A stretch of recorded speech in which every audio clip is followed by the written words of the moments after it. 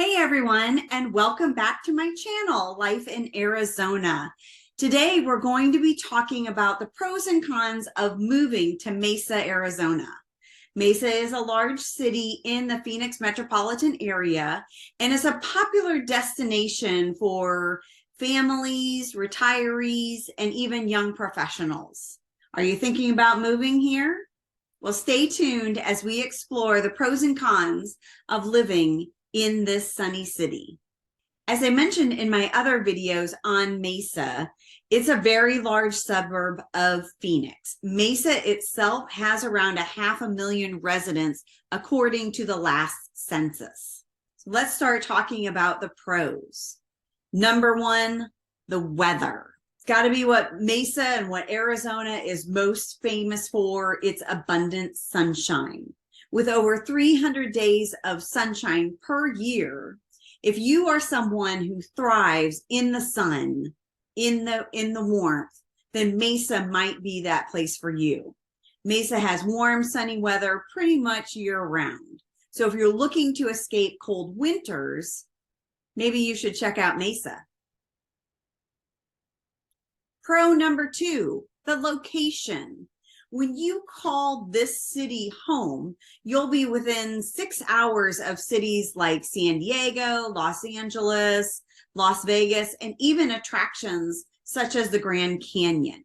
You don't have to live in those cities, but you're going to be close enough to make it a day drive or make it a quick weekend if you want to go visit one of those cities.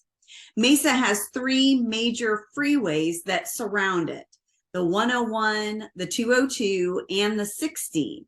So the beauty is that you have a quick and easy access to get to other parts of the valley. And of course, flying.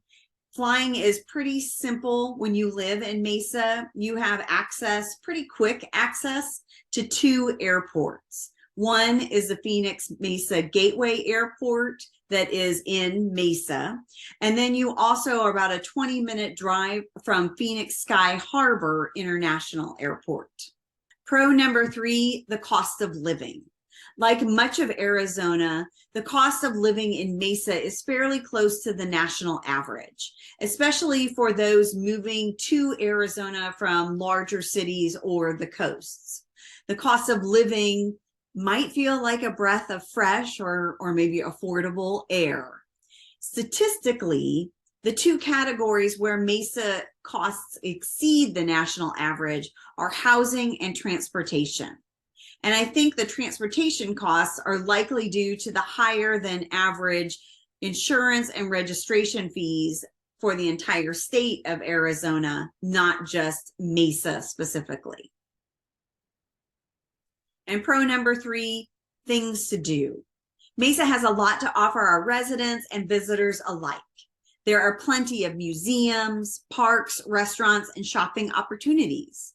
Mesa is also part of the Arizona Cactus League, so you have a great opportunity to catch some spring training games if you're out here in the springtime. Okay, so we've covered a couple pros. Now we're going to talk about a couple cons. And the first one has got to be the most obvious, which is the heat. Mesa can get very hot in the summer with temperatures often reaching well over 100 degrees Fahrenheit. So if you're not used to the heat, it can be a bit of an adjustment. But just like living in the north or say the Midwest, they are experts in managing the cold and snow. Arizona is also an expert in managing the heat. Traffic. Mesa is a large city. I've mentioned that before. So traffic can be a problem, especially during the morning and evening rush hours. Being a city that's experienced pretty rapid growth, Mesa is very spread out. And with its many attractions, it tends to attract more people, which therefore increases the traffic. And of course, we always know a distinct rise in the amount of traffic, the amount of visitors in our best times of the year, which is October to March. Con number 3, the monsoon season. Mesa has a monsoon season in the summer, which can bring heavy rains and thunderstorms. Arizona's monsoon season begins in June and continues through September. With it comes higher humidity, which you might not be used to being in Arizona, and that can lead to thunderstorms, heavy rain, lightning, hail, high winds, flash flooding, and of course, dust storms. Those dust storms, also called haboobs, can reduce visibility on the roads, and that leads and can also lead to some respiratory concerns or issues for some people. And con number 4, water. Mesa is in the desert, obviously, so water conservation is important. You'll need to be mindful of water usage, especially during the summer months. The city of Mesa offers a landscape watering reminder email newsletter where subscribers can receive guidance on how much and how often to water their plants. While the Colorado River supplies about half of the city of Mesa's water portfolio, the city has been pretty proactive investing in infrastructure, water supplies, underground water storage, and demand management programs like the landscape watering reminders. So as you can see, there are many benefits to living in Mesa, Arizona's 3rd largest city, but there are some drawbacks as well. Benefits of living in the city include the relatively low cost of living, low crime rate, good quality education, the weather, and the outdoor activity options. But of course, we talked about the drawbacks, which include lots of traffic and the extreme heat in the summers. That said, our analysis and experience in Mesa, the advantages of living in Mesa far outweigh the disadvantages. So if you're thinking about moving to Mesa, Arizona, give me a call.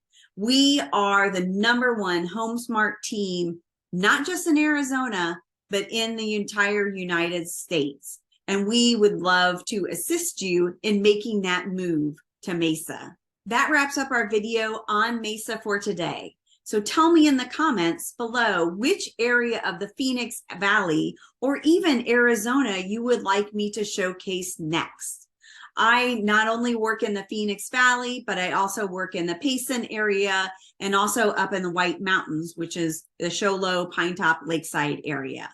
I have a series of videos on Mesa on my channel, so please be sure to check them out and let me know what you think about Mesa. If this is your first time to this channel and you want to know everything about living in Arizona, then subscribe below, tap the bell for notifications so that you can be the first to know about the current market in Arizona. Thank you so much for watching, and I'll see you on the next video.